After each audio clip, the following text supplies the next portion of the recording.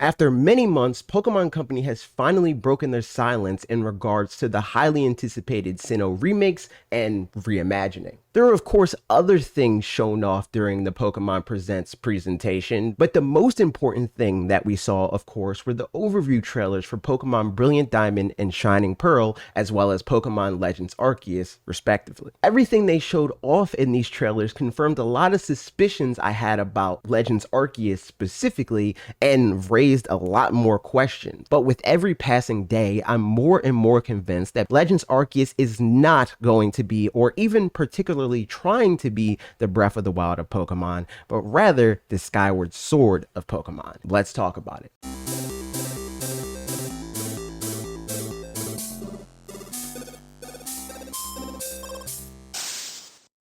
Brilliant Diamond and Shining Pearl are definitely the more standard affairs, so we can jump into those first really fast. For the most part, these games have stuck to the standard tradition of taking the original games and their feature set and revamping them for the modern day, which I gotta say is nice to see because their emphasis on these games being faithful remakes when they initially revealed them had me wondering if they'd opt to instead play it a lot closer to the original games without many major new additions to the original content.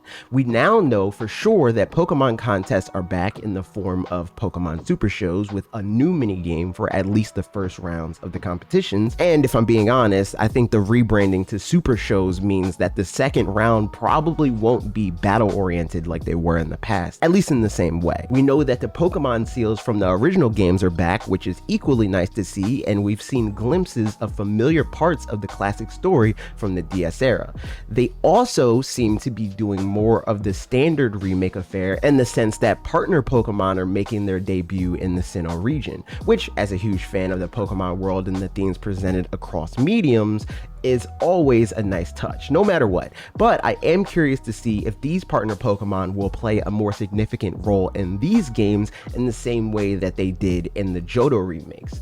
Another bonus that is starting to become more common with remakes is that the characters are now more customizable as well. This, of course, means the new style shop that allows you to buy new outfits for your player character, but also there's new skin colors. I wouldn't say it's very good representation, but it's better representation. The Union Room makes its return as the hub to connect with friends online and through local wireless. I will say it could run the risk of feeling like a step back into the Stone Age if the game will require us to go to the Pokemon centers to access this feature like they used to, but on the bright side, it could easily be a more reliable way to connect to friends for battles and trades than the YCOM system in Pokemon Sword and Shield, so here's hoping it turns out as best it possibly can. And last but not least, the biggest revamp that we know of so far being that we now know that the underground will be returning, and much like I speculated a few years back, this area does seem to operate, at least on some level, as a wild area equivalent, and is now called the Grand Underground, where we will now be able to encounter overworld Pokemon that will correspond with the items players choose to decorate their secret bases with. At the very least, Pokemon Brilliant Diamond and Shining Pearl will be a nice refreshing return to form for Pokemon fans that have been pining for a more traditional experience. And that's all well and good for them, but in my opinion, the real star of the show is and always has been Pokemon Legends Arceus. We saw a more detailed look at the setting of the game, which is the precursor to the Sinnoh region that is officially referred to as the Hisui region and has settlers that are ancestors of key Pokemon figures like Professor Rowan. The trend of new Pokemon games receiving regional Pokemon variants continues in the form of Braviary and fan favorite Growlithe, as well as region-specific evolutions for Basculin and Stantler.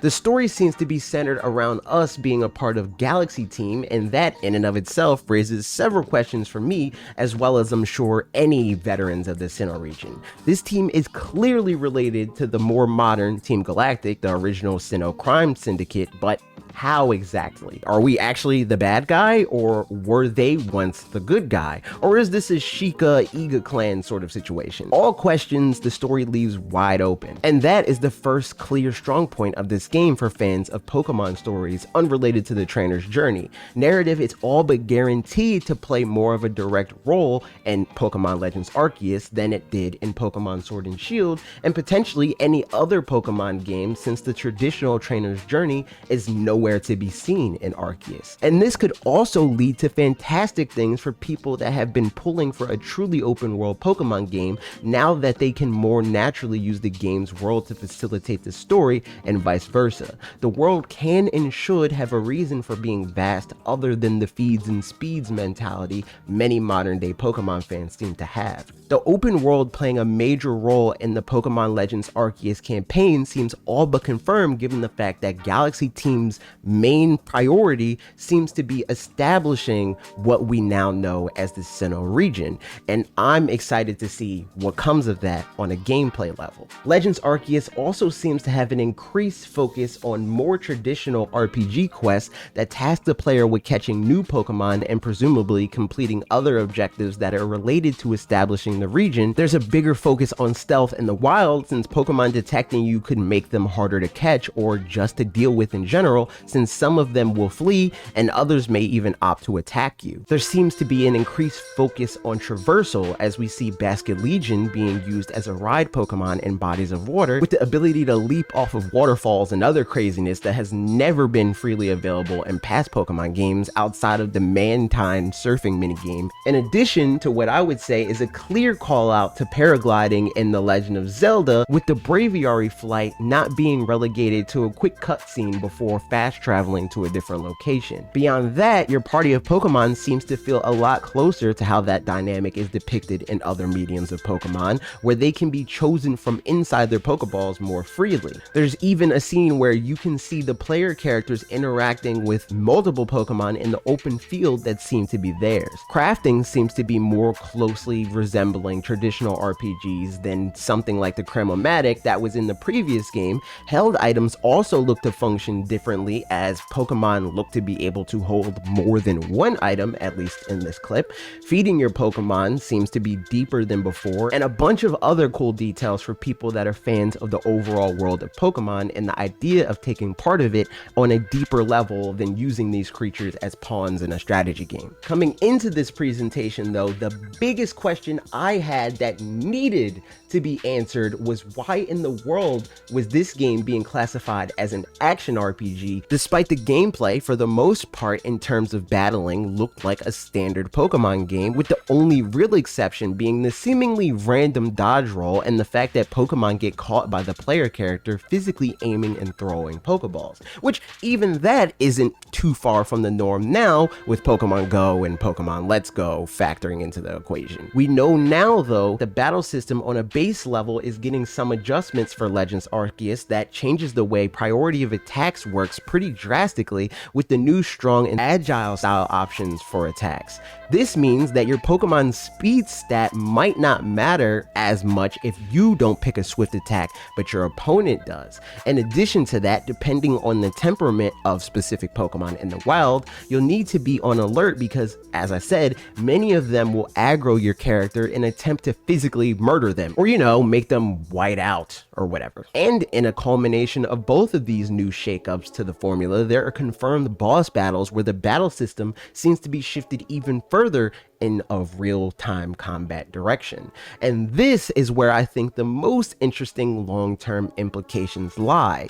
Ever since the wild area was revealed in Pokemon Sword and Shield, people have been beating the drum that we're poised to receive a Breath of the Wild Pokemon game. The most optimistic amongst those people feel as though Legends Arceus is that game. But with every passing day, I'm more and more convinced that people are just as off base as they are onto something. Many of you have heard it from me before if you frequent our Twitch streams or our weekly podcast directly to you, but Legends Arceus is not going to be, or even particularly trying to be, the Breath of the Wild of Pokemon, but rather the Skyward Sword of Pokemon. And I know for many of you that sounds like a bad thing, but understand that I say that in the most hopeful way possible. Pokemon's growth as a video game franchise is a fragile balance. They can't change at the pace that people have begun to expect them to, but it's becoming increasingly clear that they want to test the waters with shifting the franchise in a new direction, and Arceus is another step in this direction.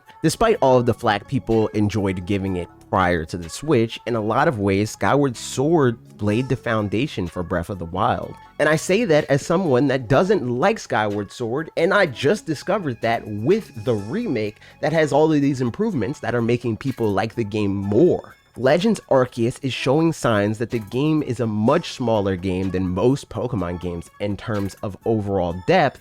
The multiplayer situation is questionable beyond trading. The campaign seems to be entirely centered around establishing the Sinnoh region and potentially defeating whatever antagonistic threat will crop up, with no Pokemon League challenge equivalent to be seen, thereby shortening the length inherently, and no indication of other side modes that are usually present in major Pokemon releases. The value of this game isn't that it's a Pokemon game, but rather that it's a Pokemon game that is doing new things. It won't be a game that will facilitate hundreds of hours of content in the way current mainline Pokemon games do, but it will likely present captivating new ideas that, if the Pokemon fan base at large chooses to embrace, could pave the way for what will actually become the Breath of the Wild of Pokemon. Not this game, but it will be the catalyst for the Pokemon down the line that does earn that title. In other words, Arceus will likely be the fun, quirky test that could act as the seed for a much bigger experience in the future.